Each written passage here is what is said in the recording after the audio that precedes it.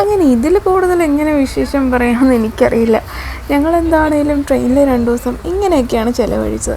കുറേ നേരം പഠിച്ചും കുറേ നേരം കളിച്ചും കുറേ വിശേഷങ്ങൾ പറഞ്ഞും അങ്ങനെയൊക്കെ 2 ദിവസം പോയതേ അറിഞ്ഞില്ല.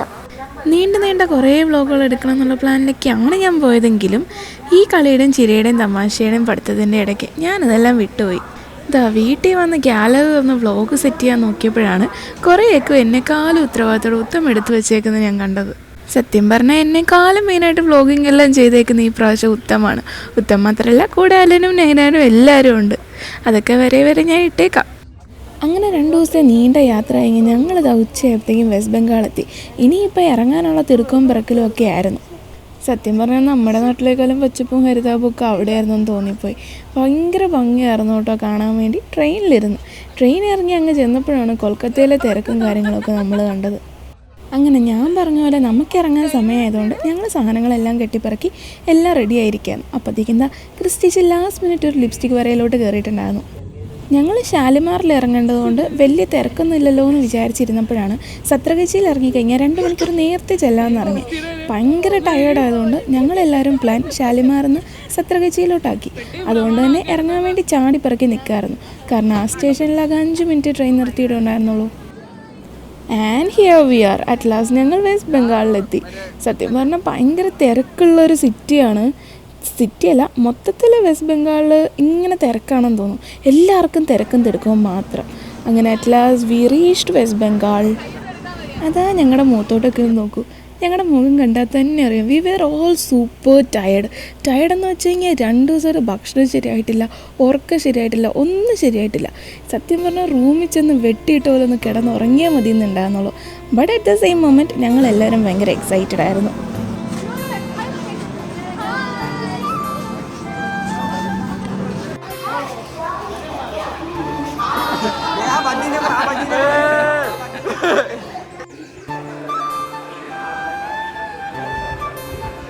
അങ്ങനെ ഞങ്ങളെല്ലാവരും അവിടെ നിന്ന് നടന്ന് ഇനി നേരെ ഒരു ടാക്സി വിളിക്കണം, ഊബർ വിളിക്കണം എന്നുള്ളൊരു സെറ്റപ്പിലൊക്കെ തന്നെയാണ് പോയത്. ബാക്കി കഥ എന്ന് വെച്ച് കഴിഞ്ഞാൽ ഭയങ്കര കോമഡിയാണ്. ഞങ്ങൾ ഊബർ നോക്കി നിന്ന് ഒരുപാട് നേരം അവിടെ വെയിറ്റ് ചെയ്തു. പക്ഷേ എന്തോ ബ്ലോക്ക് കാരണം ഊബർ അങ്ങോട്ട് എത്തില്ലായിരുന്നു.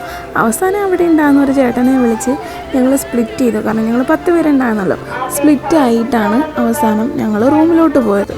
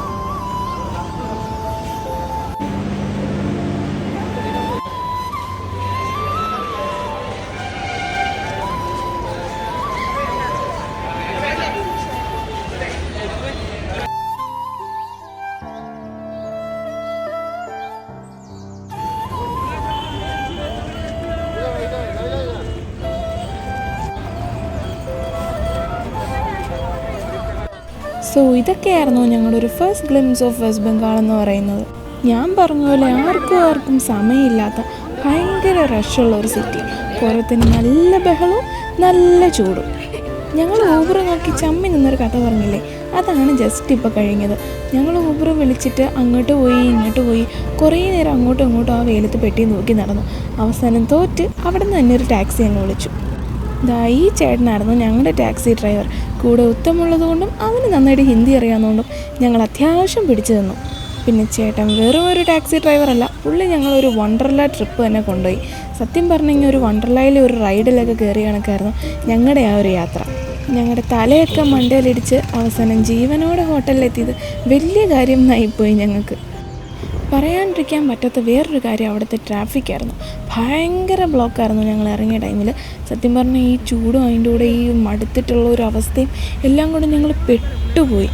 പക്ഷേ നമ്മുടെ ഡ്രൈവർ ഏട്ടൻ പറഞ്ഞു അതൊക്കെ ട്രാഫിക്ക് കുറവാണെന്നാണ്.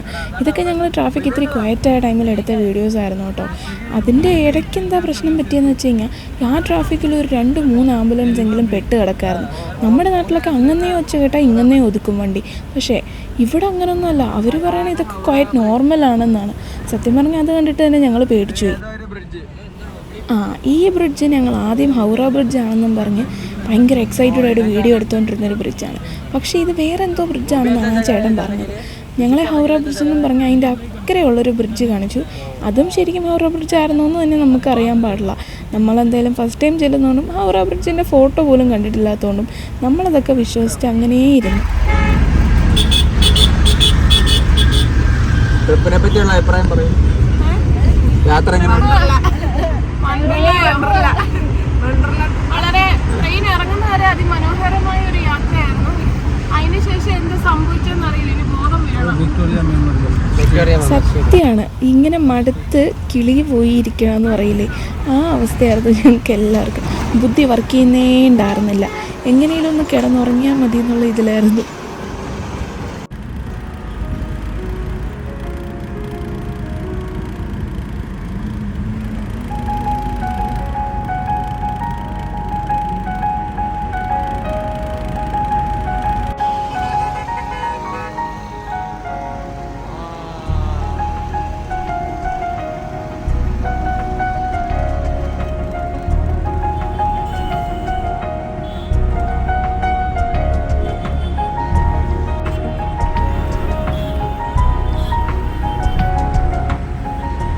നമ്മുടെ ഈ വ്ളോഗൊന്നും അത്ര പെർഫെക്റ്റ് അല്ല കേട്ടോ.